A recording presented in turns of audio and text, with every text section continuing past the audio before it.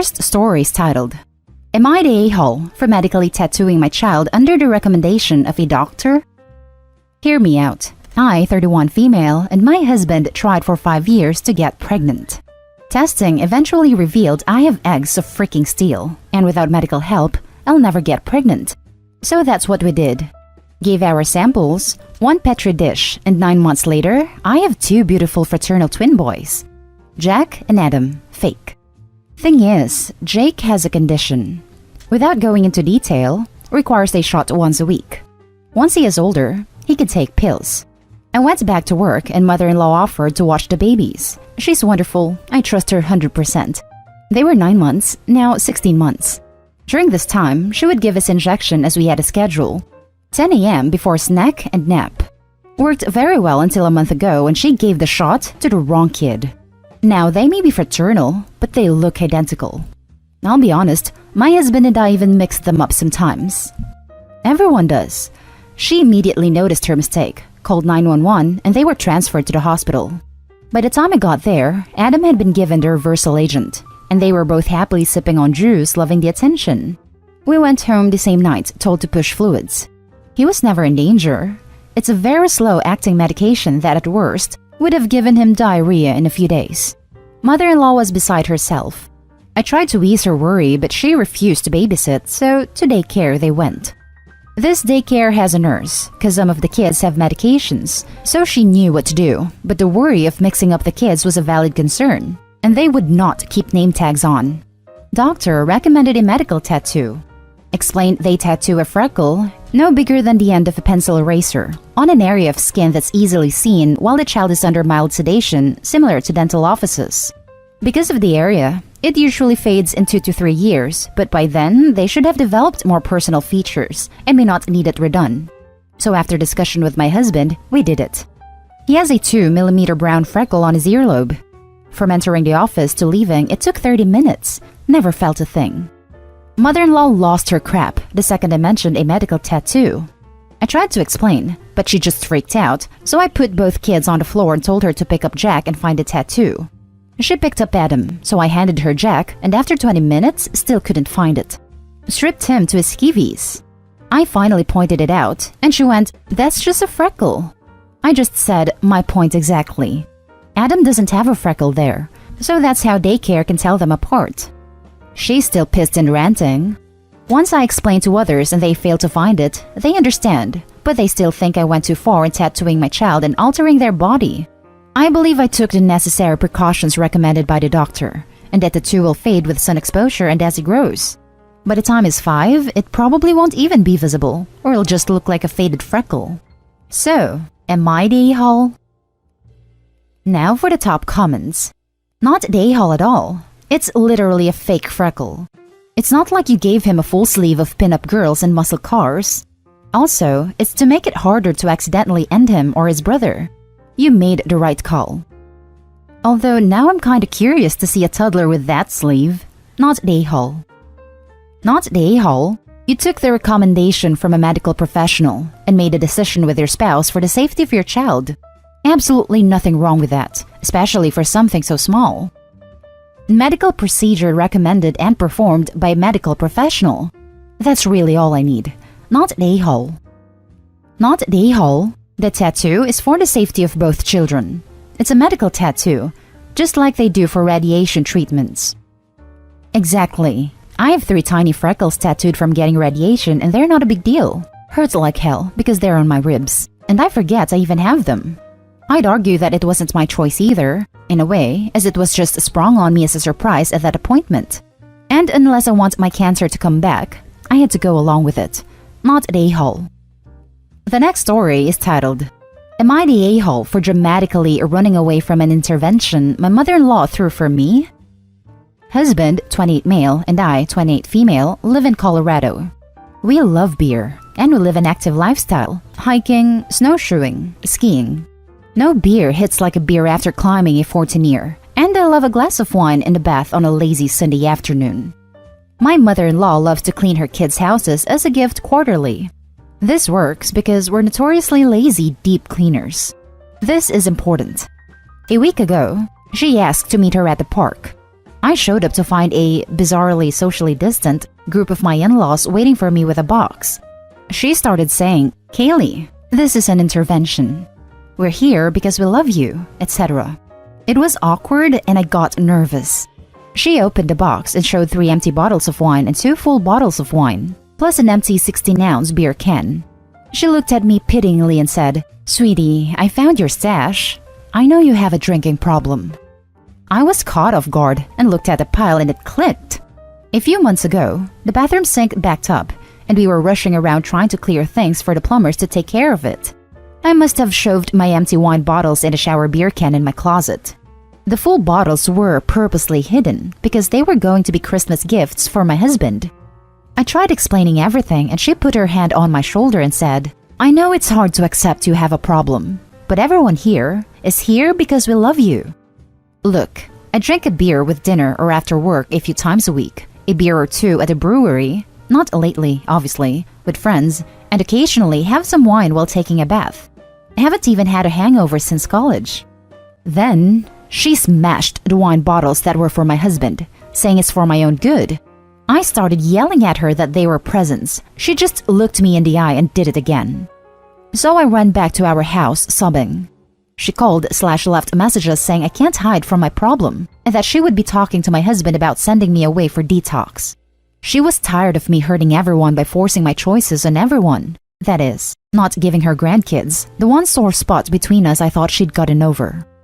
She didn't explain to my husband what the stash was, just that she found one, and he turned on me for running away from the intervention, saying that made me look guilty as hell. I felt so alone.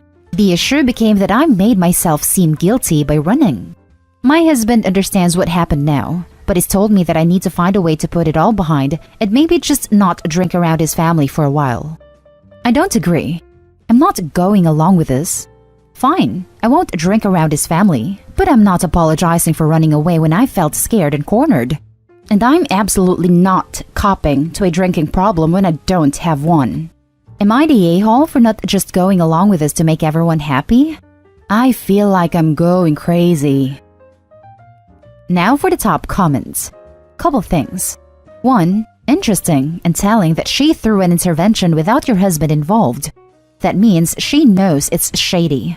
Or it means something else, which is both crappy and shady. 2. Why assume that stuff was yours? Why not her son's? Why not both of yours? 3. That loves to clean her kids' houses is a trap. She's snooping. It's an excuse. I've heard it many times. Not the a-hole for sure.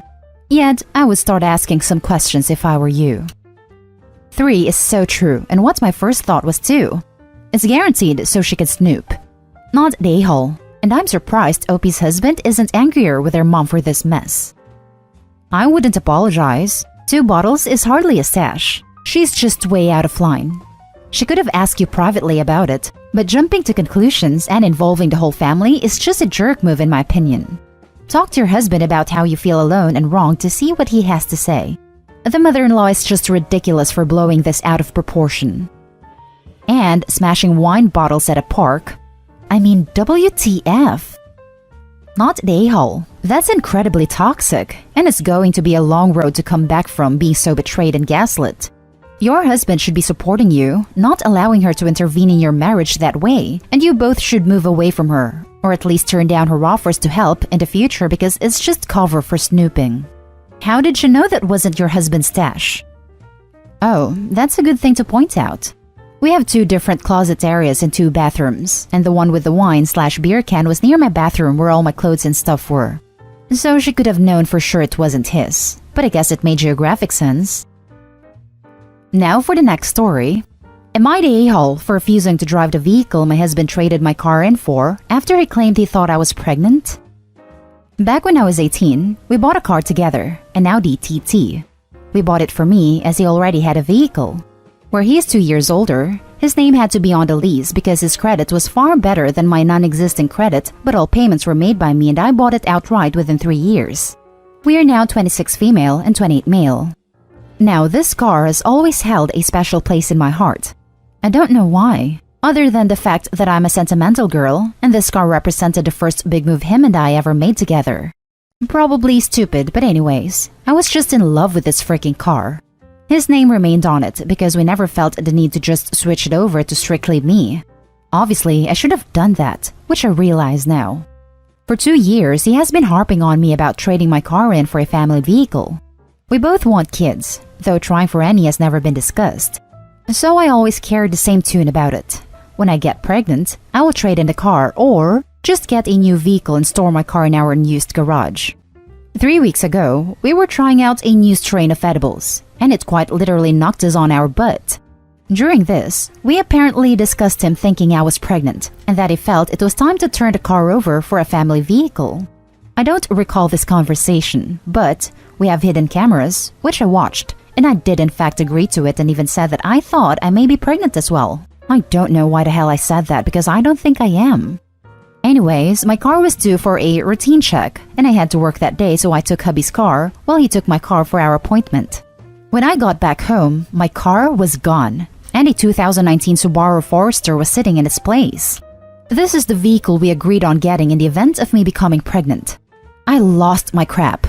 Hubby is all excited and showing me the car, and yes, it's freaking nice, but he still traded in my car over one discussion we had while we were messed up and hardly verbal. I told him I won't drive it, that I was disgusted that he took that one moment and applied it without discussing it further with me. He says I'm being an a-hole because I already agreed. Am I the a-hole? Just to make it clear, he was equally as messed up as I was that night, if not more.